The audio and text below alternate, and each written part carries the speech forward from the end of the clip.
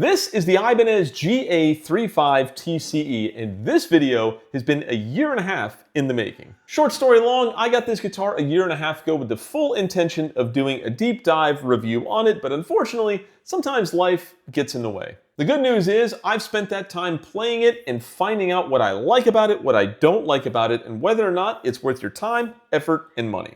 Let's dive in. So, taking a quick look at the specifications of this guitar, the top of this guitar is spruce, the sides and the back are sapele, and this is a Thinline classical cutaway style instrument. That is probably the single biggest appeal to it because it's really super comfortable to play. It is a 21 fret instrument. The neck is mahogany and the fretboard is rosewood. From everything I've read, that can vary depending on which year you bought this instrument, but those were the only specs I could find on it. The nut width at the top is 46 millimeters. The tuners on this guitar are the typical type of classical tuner you would expect to find on an instrument like this. It does have an Ibanez under the saddle pickup and a preamp here built in with a tuner. The model is an AEQ 210 preamp here by Ibanez, and to be fair, it sounds very good. It does have the tuner built in, and I really had no complaints with it. So here you can see you do have your inputs, and it does have an XLR input on it. It does require a 9-volt battery for the preamp, and the color is a dark violin burst. The color to me was honestly the first thing that caught my eye. I do kind of like the darker color of this instrument. The string spacing on here is 11.6 millimeters, which feels just about right for a guitar of this size with nylon strings on it. And the guitar weighs just under 6 pounds, which, if I'm being perfectly honest, the guitar feels a lot lighter than that. So what I'm gonna do now is go ahead and play some demos for you. Obviously, I will demo out the preamp in here, but what I'll also do is hook up one of my Shure mics and do a recording of how this sounds acoustically and try to capture that as best as I can. From there, I'll get into the pros and cons to help you make a better buying decision.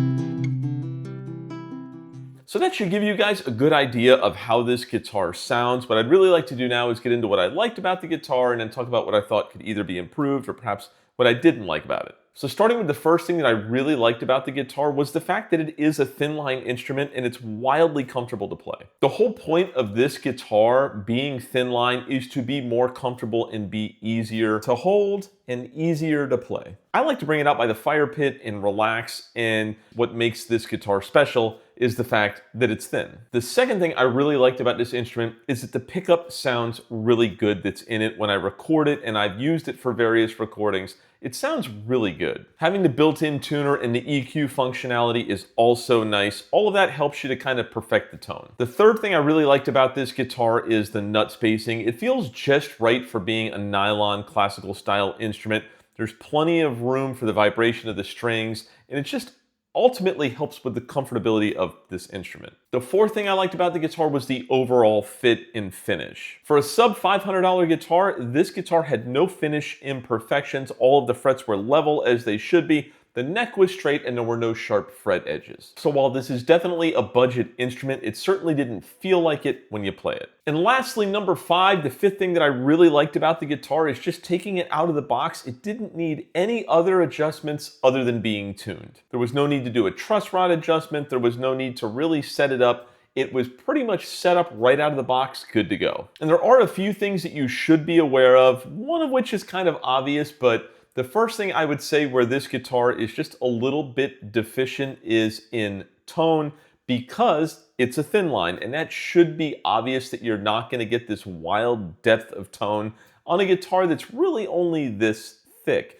If you picked up a classical nylon acoustic, one of the large bodies, yes, it's gonna have a deeper tone when played acoustically. I feel like Ibanez did a very good job of making up for this with the pickup that's in it, and when I record with it, it definitely feels like it's got a little bit of a deeper sound, but when playing live and around by, like, you know, acoustically and around by the campfire and stuff, I would definitely notice if someone was sitting there with a large bodied instrument next to the thin line. There's definitely a difference in tone. And the second thing you should be aware of with this is this guitar does not have the volume of a full-bodied guitar. And again, something that should be completely obvious and evident by the fact that it's a thin line, but I still feel the need to mention it because it is a review, and those are the kind of things that maybe you didn't know and we're looking at this instrument.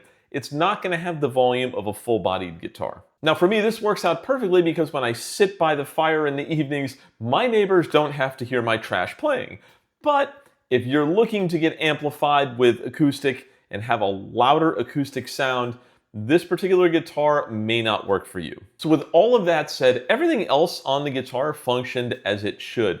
The nut was slotted correctly, you know, the action was appropriate for this style of instrument, and the tuners on the guitar are just, they're serviceable. They work. There's nothing that stands out about them, but there was also nothing that was really negative either. So hopefully this gives you guys a good idea of what you can expect if you buy one of these guitars. Ultimately, I absolutely love this guitar because it served the need. It was exactly what I wanted. I wanted a thin line guitar that had a good tone, that was acoustic electric so I could record with it, but primarily I just want to take it and sit out by the fire pit and relax. And that's what it's become, and it's exactly what I wanted. And if that's the kind of thing you're looking for, you won't be disappointed. If you're looking for something that's going to have this full-bodied sound and be wildly loud, that's probably not going to be the guitar for you. But it's important to know those distinctions. So if you have any questions, be sure to leave those in the comments. I do try to answer all the comments that come through on the channel. And if you like guitar-related content, be sure to sub so you don't miss out on anything that's upcoming. And as always, thanks for watching.